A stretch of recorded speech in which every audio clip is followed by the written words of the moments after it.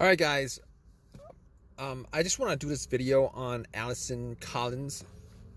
Apparently, she's an administrator, an education administrator, something like that, of a high representative position in the education system of San Francisco. And she's making news because they caught her. They caught her making, or she made anti-Asian comments in Twitter or whatever during the during that election where Donald Trump got elected in 2016.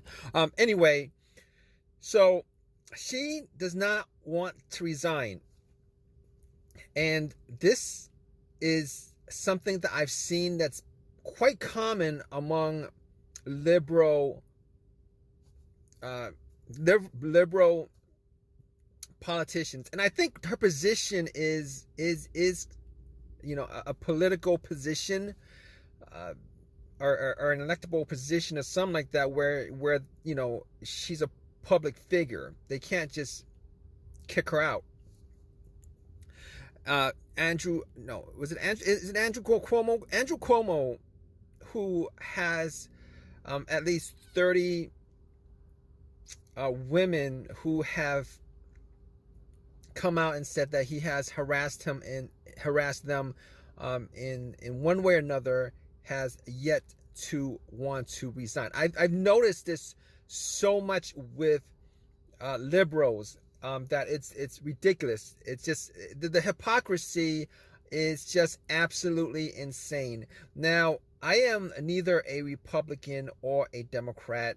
If you guys have watched any of my videos, I am neither one of those things. I am a pragmatist. I am a pragmatist. I am all on pragmatic thinking, just straight down the line facts. Here's the thing. I'm gonna just concentrate on that lady in San Francisco, and first of all, apparently she's supposed to be black. If you guys look at her, she's hardly black. I mean, most African American, black Americans are actually just mulattoes. 30% of them have white DNA from the slave masters. 60% of them are mixed. All right. And I've noticed that recently people of color is now being used more and more instead of African American or black, because that whole black thing came about in right around 1980s. African American, black, instead of mulatto or colored or something like that, because Jesse Jackson wanted it that way. And apparently the civil rights organizations, or the civil rights minded organizations of the time, actually fostered that upon the population. Okay. Now, with that out of the way, I just want to say that I am absolutely I'm glad that this is happening, where as quote unquote African Americans, or quote unquote people of any background who have made any kind of disparaging racist remarks on Asian Americans, are now having a light shown on them, and are being canceled, because it's about time. All right. So this whole thing, it's been a good 25 years from 1995 to 2005. No, 1995 to 2017, right before the whole social justice warrior movement started. The disrespect, the racism, in one form or another, that was committed on Asian Americans by people in politics, by entertainers, by comedians, was just absolutely was a hate crime. It was a culturally terroristic hate crime. These people committed because they needed somebody to scapegoat. And I'm gonna give you guys an untold history of the social environment as far as is concerned, because during the mid 1990s there was a huge racial problem, a lot of racial problems between blacks and whites, and blacks and Jews. And essentially what they did was they scapegoated Asian Americans. They scapegoated particularly Asian Americans, but they did scapegoat everybody else who wasn't black or white or Jew. They scapegoated Latino Americans. They scapegoated gay, lesbian Americans. They went after anybody who wasn't white, black, or Jew. Essentially, I mean, if you go back and looked at and watch, listen to the jokes that these jokers, these comedians were making, look back at the movies and the depictions of Asian Americans, they were just downright racist. John McCain, there's something, John McCain has, all right, this is how bad it is. John McCain, at one point said the C word, at least, I would say at least 3 times in an interview with a horde of reporters around him with a microphone to his mouth. He said the C word, and not a single person there actually said a single thing about it. The media didn't say anything about it, and nothing came of it. Nothing. It was as if it was something that was okay. And this is not like the 1920s. This is probably around the 2000s. All right. This is how much hate was in the entertainment realm, in the social realm, and in the political realm. They just absolutely scapegoated Asian Americans. And the problem with that was that there was no social media around. So they were able, the blacks, the Jews, and the whites were able to monopolize the media. They were able to monopolize the media. Black entertainers did a whole lot of racist material on Asian Americans. You could go back to Floyd Mayweather when Manny Pacquiao came up in the early 2000s. The amount of absolute astonishing racism that was hurled at him was commonplace, because there was no voice for anybody else. They monopolized the media. Charles Barkley and his cohorts with that NBA program that he does, they went all out on Manny Pacquiao. It was just absolutely,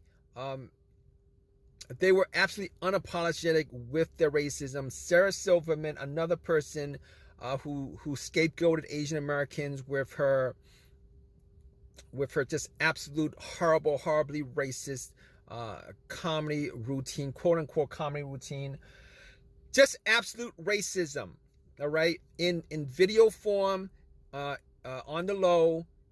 They and what's absolutely horrifying with that is that a lot of these racist acts were done through absolutely, done through movie characters, done through TV characters, done through just subtle racism. But when you watched it, you knew what the message was that they were sending out. So essentially, they were calling Asian Americans the C word, the chink word, through media, through the media, through video form. Okay. Howard Stern has been absolutely ridiculous with his anti-Asian racism. The Jewish media scapegoated Asian Americans from 1995 to around 2017, etc., etc. If you didn't live through that period, if you weren't conscious enough to know, having lived through that period and lived through the 1980s, at least during the 1980s and even through the mid 1990s, the media actually had restrictions on that kind of stuff. But the rise of hip hop, the rise of rap, pretty much allowed for all this racism from black people, from Jewish people, to actually manifest and then breed and then spread. So I've never been a fan of hip hop. I've never been a fan of rap. I've never been a fan of the media during that whole entire period, because of the absolute cowardly racism that pretty much they pretty much did everything they did to excuse during that period. All right, Mad TV had the racist uh, uh, Bobby Lee, whose character was absolutely born out of racism. Uh, uh, and there were a lot of programs that actually made sure when they depicted Asian American males, they made them as stereotypical as possible. And when they did depicted Asian American females, it was always some absolute whorish character or caricature. It was just wrong in so many ways. All right. And it wasn't until, right around 2017, 2018, when social media kind of blew up and everybody was given a voice, and Twitter blew up, and people were able to watch TV shows, movies, looked at how other people treat each other, breaking down scenes, etc., and was able to put out their voice, their opinion on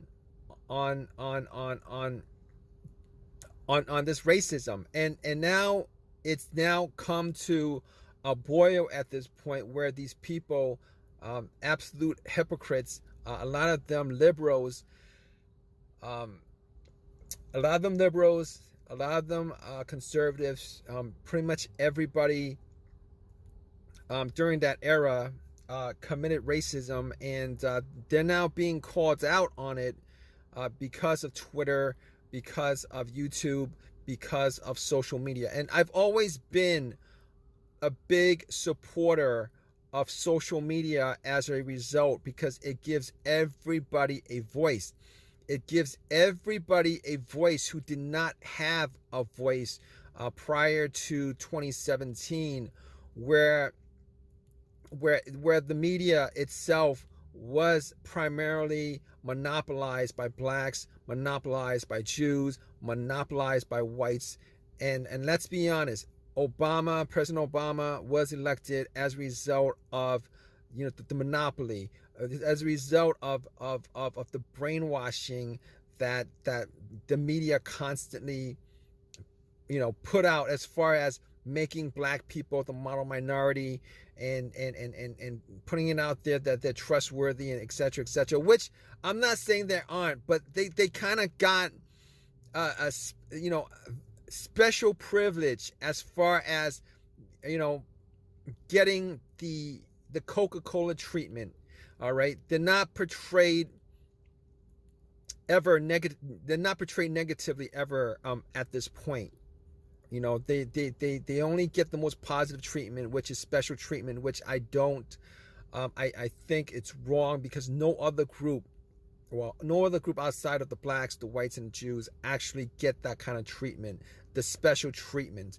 All right, that they're always portrayed in a good light, etc., so during that period, Asian Americans were pretty much made the scapegoat, and I am so glad that there is now a voice because of social media. There's now a voice because the population has changed up quite a bit. There are more of other people outside of just black, white, and Jews, and then a smattering of everybody else. Now there's like a lot more people of different races in this country, and this minority now has a voice to go out and to to point a finger at this racism, and make all these comedians, entertainers, politicians accountable for what they did over that span. Okay, I am if there's one thing that I hate, it is hypocrisy. It is hypocrisy, uh, in its worst form, because it's the blacks and Jews. They pretty much hide the hypocrisy in the victimization. It's always, we're victims, but when it comes to you, we can do whatever we want to you, because you can't take a joke because it's funny. But then when it's done to them, it's racist. I've never liked that. Okay, cancel everybody's race card. Cancel the black race card. Cancel the anti-Semite race card. If you guys can't do that, then you guys need to give a race card to everybody. I am not cool with anybody's race card. Somebody comes up to me and starts doing the victimization thing, I don't give two F's about that, all right? I don't give two F's about that. You're not special. BLM, I don't agree with BLM. It should be everybody's lives matter. You're not special. All right, Jewish people are not special. You guys aren't even the biggest victims in this country. The biggest victims in this country are Native Americans. It's the red man that is the biggest victim in this country, and they don't get a race card. All right, they don't get the whole riots for 6 months. They don't get the whole Hollywood treatment where they constantly put out stories about the Holocaust or slavery, etc., which I am absolutely, it pisses me off, because this is not just entertainment. This is not just about entertainment. All right, this is about racial branding, racial bashing, racial branding, which have significant social consequences. It affects society. It affects how people treat each other. It has absolute social consequences, which is the issue at hand with entertainment, what people say, etc.